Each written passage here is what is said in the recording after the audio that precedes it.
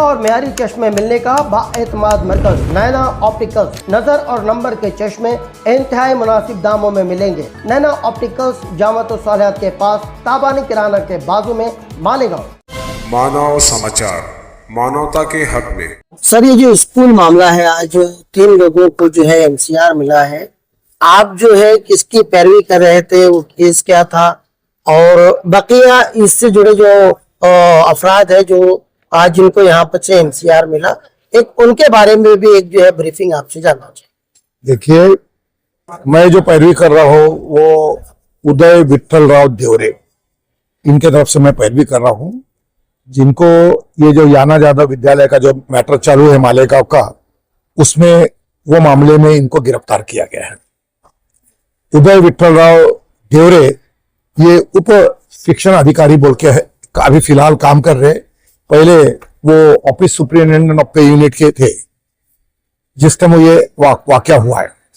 उनको पुलिस ने अरेस्ट किया, उनको 3 दिन की पुलिस कस्टडी दी गई थी तफ्तीश के लिए, और आज MCR की रिपोर्ट के साथ उनको कोर्ट में हाजिर किया गया था और कोर्ट ने उनको MCR में ले लिया है। जामीन अर्जी हमने दिया है कोर्ट में। अभी कोर्ट ने जो तपास अधिकारी है, जो इसके इकोनॉमिक विंग के शिंदे साहब करके, जो उन्होंने जवाब मंगाया है, सरकारी वकील का भी जवाब मंगाया है, और ये मैटर अभी ये मंडे के दिन फाइनल आर्गुमेंट, जवाब और आर्गुमेंट के लिए रखा गया है।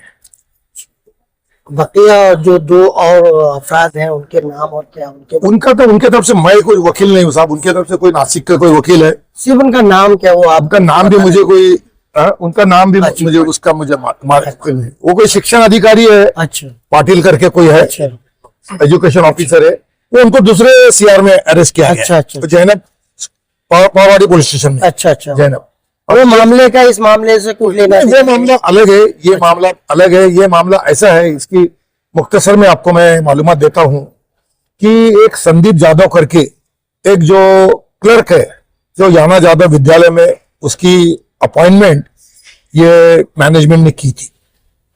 अब उसका प्रपोजल अप्रूवल के लिए एजुकेशन ऑफिसर की तरफ भेजा गया था। एजुकेशन ऑफिसर ने उसको मान्यता दी और वो प्रपोजल आगे forward deputy director of education की तरफ भेजा गया। डेप्यूटी डायरेक्टर ऑफ एजुकेशन ने भी सब वेरीफाई करते हुए वो प्रपोजल आगे फॉरवर्ड, उसको मान्यता देते हुए वो प्रपोजल पे यूनिट की तरफ भेज दिया, और पे यूनिट ने जो उसका सैलरी का डिफरेंस था, वो जो संदीप जाधव के खाते में वो अमाउंट क्रेडिट कर दी। अब जो सरकार पक्ष का कहना है कि संदीप जाधव 2012 में ये 12वीं पास भी नहीं था, और ये जो संदीप जाधव ये 12वीं जो पास हुआ है, ये 2014 में पास हुआ है। तो इसकी अपॉइंटमेंट 2012 में कैसी किस तरह किया गया है, और इसका जो ये सब लोगों ने मिलजुल के ये कई करोड़ रुपए का गफला किया है, खोटे डॉक्यूमेंट बनाए, और संगनमत से इन्होंने सभी लोगों ने गुनाह किया है। हमने जब कोर्ट के सामने बहस की कि भाई देखो, पे यूनिट का काम क्या है, जो एजुकेशन अथॉरिटी है, जो एजुकेशन अथॉरिटी मान्यता देती है और उसके बाद में डेप्यूटी डायरेक्टर ऑफ एजुकेशन उसको सैंक्शन देता है, वो प्रपोजल पे यूनिट के पास आता है, और पे यूनिट को खाली एजुकेशन ऑफिसर के आदेश का पालन करना पड़ता है, और वो सैलरी वो जो एम्प्लॉय है उसके खाते में जमा करने में। पे यूनिट का काम खाली जो एजुकेशन अथॉरिटी की ऑर्डर जो रहता है अप्रूवल, उसका इंप्लीमेंटेशन करने का काम उनका है। तो हमारा पे यूनिट ने तो कई खोटे झूठे कागज पत्र बनाने का कोई सवाल ही नहीं आता। अपॉइंटमेंट करने का काम मैनेजमेंट का है, अप्रूवल देने का काम एजुकेशन अथॉरिटी का है, और एजुकेशन अथॉरिटी जो मान्यता देती है वो खाली पे यूनिट के पास भेज देती है। वो हिसाब से पे यूनिट वो जो एम्प्लॉई है, जो क्लर्क है, टीचर है, जो भी है, उसके खाते में वो पैसा क्रेडिट करती है। तो इसका रोल, हमारा कहना है कि इसका रोल कहीं भी वहां पे आता नहीं। ये अपने कोर्ट के सामने बहस की थी। अच्छा, हाँ, कहने का मतलब ये कि आपके जो मुवक्किल है, उन पर जिस तरह के चार्जेस लगाए गए, वो उसके लिए जिम्मेदार कोई और था, और इनको जो है उसमें जो है, अभी देखिए उसमें भी ऐसी ये बात है कि इनका सरकार पक्ष का इकोनॉमिक विंग का कहना ऐसा है कि संदीप जाधव के 2012 में अपॉइंटमेंट दी गई, जबकि वो क्वालिफाई नहीं था, जबकि वो 12वीं पास नहीं था। मैनेजमेंट का कहना ऐसा है कि हमने उसको 2012 में उसकी अपॉइंटमेंट दी नहीं है, हमने उसको 2014 में मान्यता अपॉइंटमेंट किया है। 14 में हमने उसका प्रपोजल मान्यता के लिए एजुकेशन अथॉरिटी के पास भेजा है।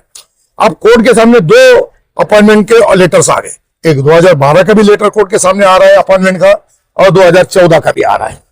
अब एजुकेशन ऑफिसर ने क्या किया, इसकी जो अप्रूवल दिया, जो मान्यता दी, वो 2012 से इफेक्ट से उसके 2 साल का डिफरेंस का मान्यता देती। अच्छा। हाँ, तो हम जब तुम्हारे इनको मैनेजमेंट को मालूम पड़ा कि इसकी 2012 में तो अपन ने अपॉइंटमेंट की नहीं, लेकिन इसका 2012 से अप्रूवल क्यों आया, तो 2024 में मैनेजमेंट ने एजुकेशन ऑफिसर को लेटर लिखा कि आपने 2012 से जो इसकी मान्यता दी है वो गलत है। अच्छा। हाँ, इसको तो आपने 2014 से मान्यता देना चाहिए था। तो उस टाइम उसके बाद में एजुकेशन ऑफिसर ने मैनेजमेंट को लेटर लिखा कि अब इसकी 2 साल का जो डिफरेंस की सैलरी इसकी कम डिडक्ट करो। अच्छा। तो हमने मैनेजमेंट ने उनको लेटर लिखा कि भाई आपको राइट है ये सब, क्योंकि सैलरी का सब डिडक्शन कराना वगैरह आप करो जी।